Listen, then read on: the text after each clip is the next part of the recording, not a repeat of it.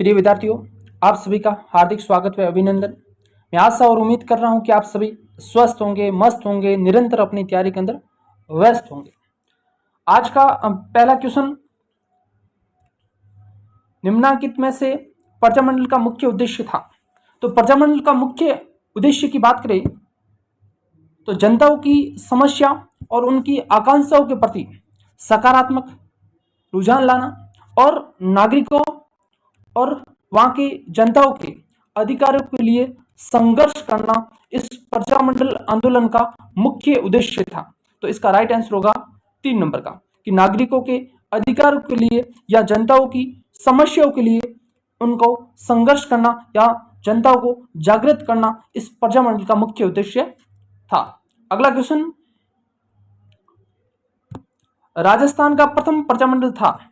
अब राजस्थान के अंदर सर्वप्रथम कौन सा प्रजामंडल गठन किया गया था? तो राजस्थान में सर्वप्रथम जयपुर प्रजामंडल का गठन किया गया था। और कब किया?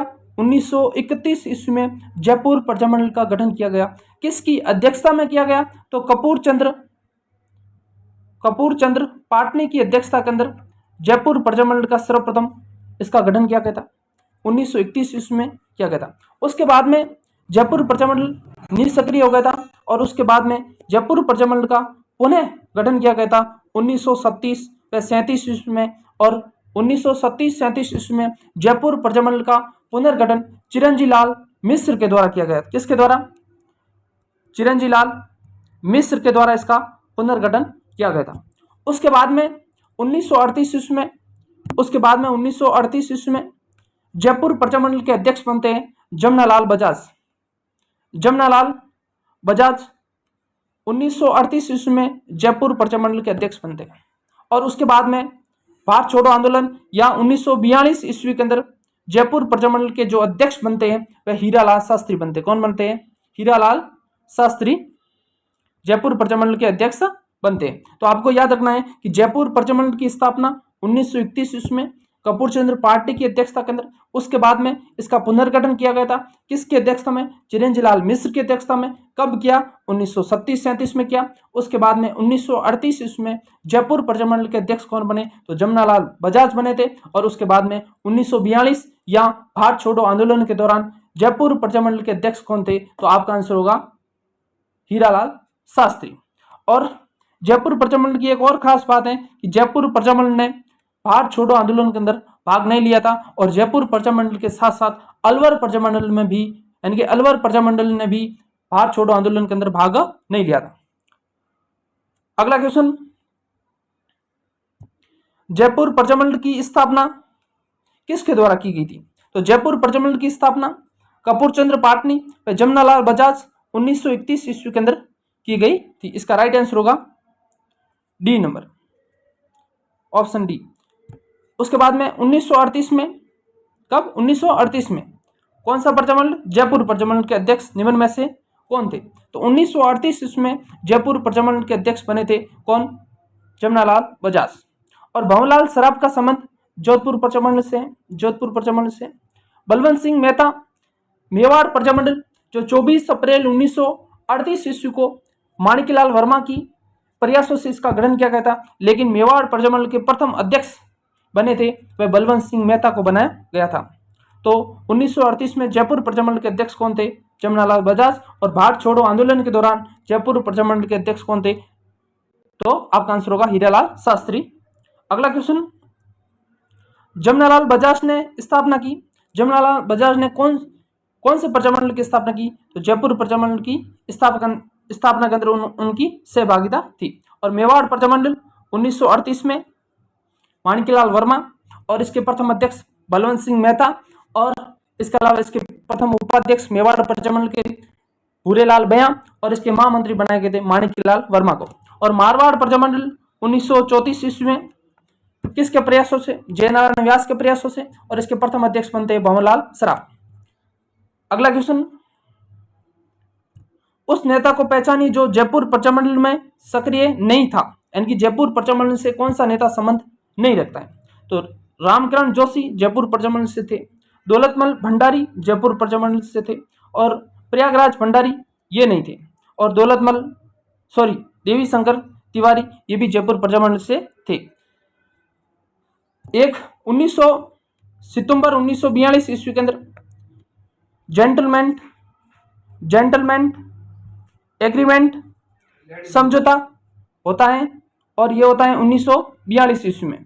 और ये उस समय के जयपुर के प्रधानमंत्री मिर्जा इस्माइल और जयपुर प्रजामंडल के अध्यक्ष हीरालाल शास्त्री के मध्य होता है। और इसके अंदर कहा जाता है कि जयपुर प्रजामंडल भारत छोड़ो आंदोलन के अंदर भाग नहीं लेगा, और इसके खिलाफ आजाद मोर्चे का गठन करता कौन? जयपुर प्रजामंडल के अंदर आजाद मोर्चे का गठन करते हैं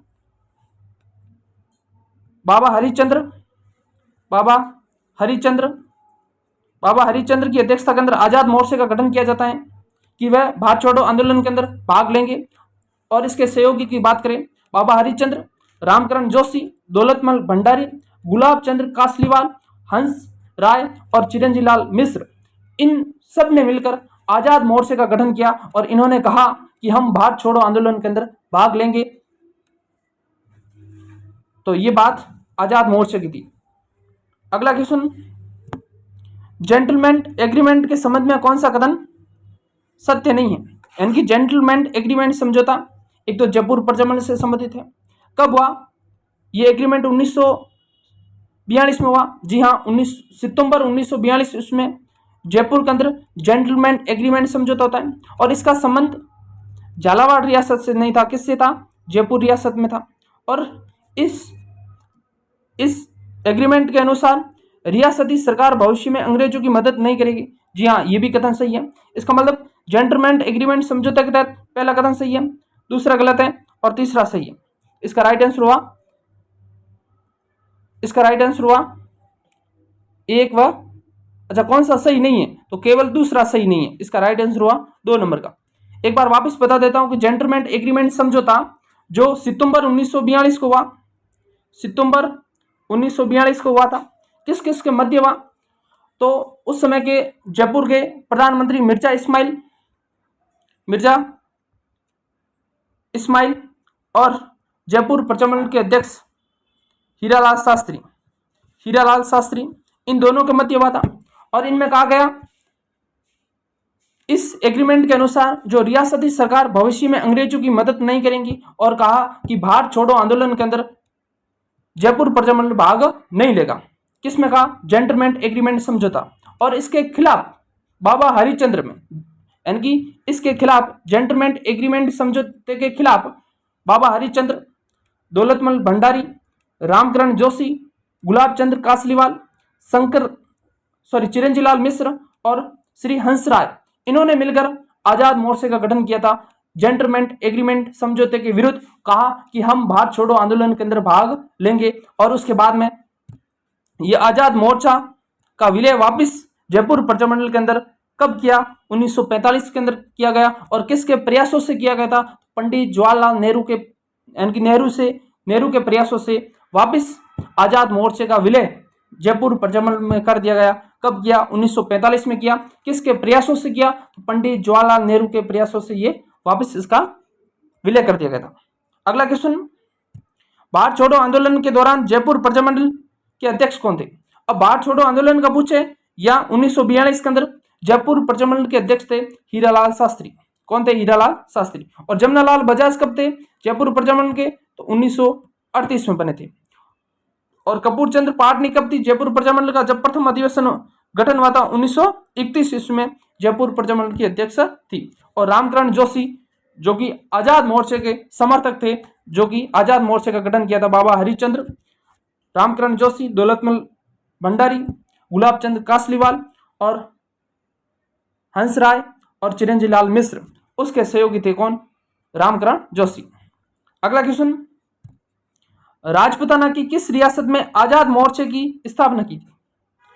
तो अभी हमने देखा आजाद मोर्चे का जो गठन किया गया था बाबा हरिश्चंद्र के नेतृत्व के अंदर जयपुर प्रजामंडल के जेंटलमैन एग्रीमेंट समझौते के खिलाफ किया गया था। और आजाद मोर्चे ने कहा कि हम भारत छोड़ो आंदोलन के अंदर हम भाग लेंगे।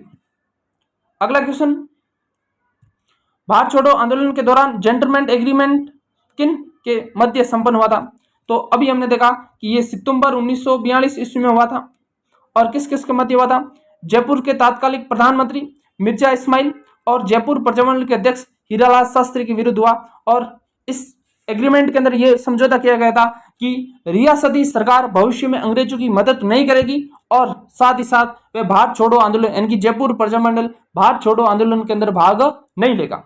और राजस्थान में से 2 ही प्रजामंडल हैं जो कि भारत छोड़ो आंदोलन के अंदर भाग नहीं लिए गए थे। तो उसके अंदर आएगा आपका आंसर, एक तो जयपुर आएगा और इसके साथ साथ अलवर प्रजामंडल था जिसने भारत छोड़ो आंदोलन के अंदर भाग नहीं लिया था। अब समझ में आ गया होगा आपको। अगला क्वेश्चन, निम्न में से कौन सा आजाद मोर्चे का नेता नहीं था? अब आजाद मोर्चे का गठन जेंटलमैन एग्रीमेंट समझौते के खिलाफ किया गया था और इसका किसके नेतृत्व में गठन किया? तो बाबा हरिश्चंद्र ने किया था। इनके सहयोगी कौन थे? तो रामकरण जोशी थे, गुलाब चंद्र कासलीवाल थे और इसके अलावा बाबा हरिश्चंद्र, रामकरण जोशी, गुलाब चंद्र कासलीवाल और दौलतमल भंडारी और श्री हंस राय और चिरंजी लाल मिश्र, इनके द्वारा इसका आजाद मोर्चे का गठन किया गया था जेंटलमैन एग्रीमेंट समझौते के खिलाफ 1942 के अंदर। लेकिन इसको पुनः जयपुर प्रजामंडल में मिला दिया गया था आजाद मोर्चे को 1943 के अंदर। और किसके प्रयासों से जयपुर प्रजामंडल में मिलाया गया? तो आपका आंसर होगा पंडित जवाहरलाल नेहरू के प्रयासों से आजाद मोर्चे का पुनः विलय कर दिया गया था जयपुर प्रजामंडल के अंदर। कब किया? 1945 के अंदर। तो इसका राइट आंसर होगा 2 नंबर का। अगला क्वेश्चन, भारत छोड़ो आंदोलन के संचालन हेतु आजाद मोर्चे का गठन किसने किया था? तो आपका आंसर होगा बाबा हरिश्चंद्र और इनके सहयोगियों के नाम भी आपको याद रखने हैं। और किसके खिलाफ किया गया था और क्यों किया गया था, यह भी आपको आंसर आना चाहिए। अगला है कि बीकानेर प्रजामंडल की स्थापना किस वर्ष की गई थी? अब बीकानेर 1931 में हमने देखा कि जयपुर प्रजामंडल की स्थापना हुई थी। तो बीकानेर प्रजामंडल की स्थापना 1900 और 1934 में एक तो हाड़ौती प्रजामंडल और प्लस जोधपुर प्रजामंडल की स्थापना 1934 में होती है। और 1937 ईस्वी में एक तो बीकानेर प्रजामंडल की स्थापना होती है और एक धौलपुर प्रजामंडल की स्थापना 1937 ईस्वी में होती है।